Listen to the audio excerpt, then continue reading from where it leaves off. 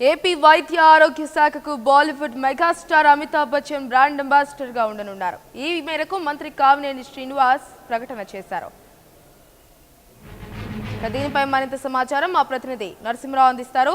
నరసింహ, చెప్పండి, big బీని brand ambassador గా నియమించడంపై సమాచారం ఏంటి?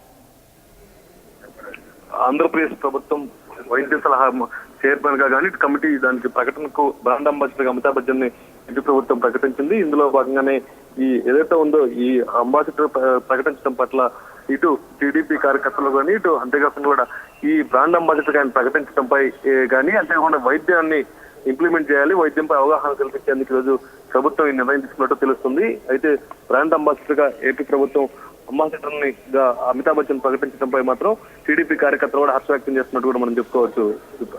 Right Narasimha, thank you.